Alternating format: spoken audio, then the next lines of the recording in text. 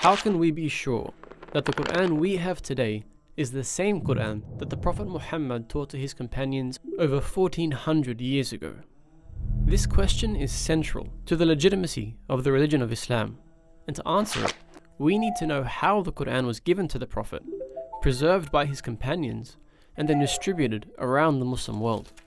This is the story of language, history, and the commitment of an entire civilization to preserving the words of God. According to the Muslim understanding, the Quran was revealed to the Prophet Muhammad over 23 years, from the age of 40 to his death at the age of 63. Over those 23 years, he received the revelation from God in a number of ways. Most commonly, it was spoken to him directly by the angel Gabriel, but at other times, it came during his dreams, and on a number of occasions, it even came to him directly from God, and he experienced this as the sound of a heavy bell, after which the words of the revelation were made clear to him.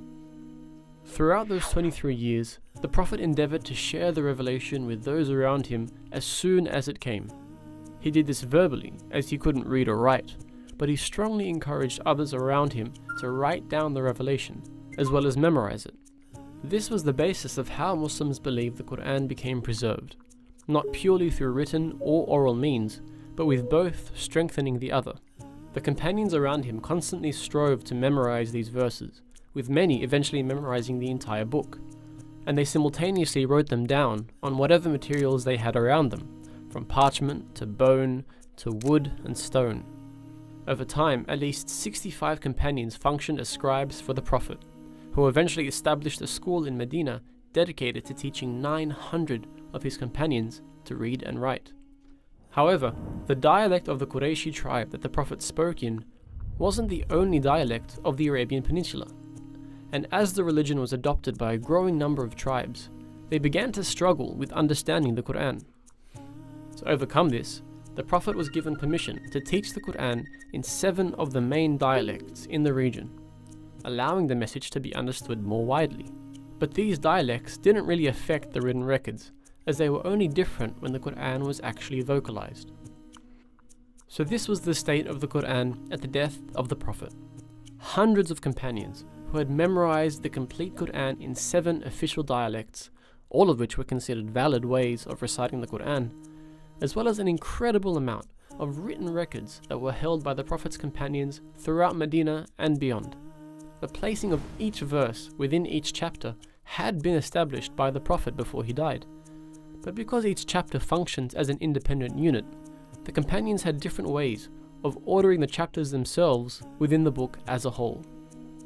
With the death of the Prophet, the leadership of the Muslim community passed to his close friend Abu Bakr, who was quickly beset by conflict on the outskirts of the now considerably large Muslim state. This conflict led to the Battle of Yamama, which saw many of those who had memorized the Quran killed. Many of these memorizers, known as Huffaz, did survive, but it highlighted the critical issue of preserving the entirety of the Quran, which was in danger if all of them were killed. Abu Bakr decided to appoint Zayd ibn Thabit to compile all of the written verses of the Quran into one collection, using only those verses which had been written in the presence of the Prophet himself. These manuscripts would then be verified by those who had memorized the entire Quran at the hands of the Prophet. This was where the important concept of tawatur, or multiply attested sources, came into play. In order to be 100% sure that a verse of the Quran was in fact a verse of the Quran, it needed to have multiple independent chains of transmission from different memorizers of the Quran. In this way, any verse that came to Zayd could be corroborated through both written and oral means, essentially guaranteeing that every single verse put in the final book was conveyed by the Prophet. Once this had been completed by Zayd, he penned the completed text, which became known as the Suhuf, and gave it to Abu Bakr. This was now the official text of the Quran. With the death of Abu Bakr, it was given first to Umar, and then to Hafsa, the widow of the Prophet, when Umar passed away. Throughout this time, the religion had spread incredibly rapidly, now reaching from Libya in the west to Khurasan in the east. With this influx of non-Arabs who had embraced Islam, those 7 official dialects began to cause some issues. Variant readings were beginning to crop up, and in order to stamp out the issue, The then Caliph Uthman decided that the original Qurayshi dialect would have to become the official reading of the Quran. He appointed a committee of 12 companions to essentially repeat the process of Zayd ibn Thabit, gathering all of those primary sources, rectifying any differences, and confirming them with those who had memorized the text orally. Once this had been completed, he sent for the original Suhuf, which was still being held by Hafsa, and compared the two collections for any differences. Once completed, this final copy was read out to Uthman and the companions, who all agreed upon its accuracy, and they decided to burn the original sources in order to avoid any future divergence with the text. Now this text is referred to as the Uthmani Mus'haf, and it was the first written Quran to be sent throughout the Muslim world with accompanying reciters.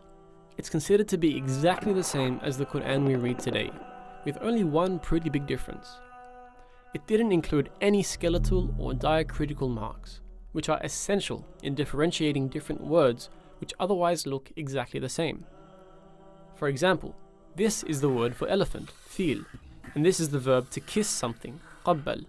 However, when you remove the markings, they both look exactly the same.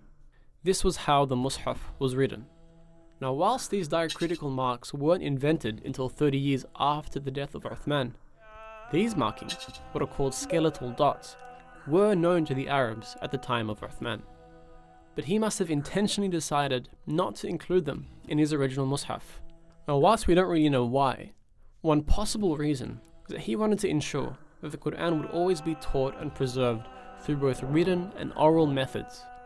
And that's where those official reciters who were sent out with copies of the Mus'haf came into play. Without these official teachers guiding them, students who studied the Quran wouldn't actually be able to read the text. But with both the written text and an official reciter, the Quran was now completely standardized and able to be transmitted across the Muslim world. Over time, however, the usefulness of this approach began to diminish, and within the Caliphate of Uthman, these skeletal dots began to be used in new copies of the Mus'haf, and this quickly became the standard for all personal copies of the Quran. So apart from the development of new calligraphy styles and publishing methods, every Quran from then until today has been exactly the same, and every Hafidh of the Quran has learned the exact same book by heart. That is a 1400-year mutawatir chain of people who learnt the same book from their teachers and taught the same book to their students, which is why until this very day we can open up a copy of the Quran and know with confidence that this is the same special book that was taught by the Prophet himself.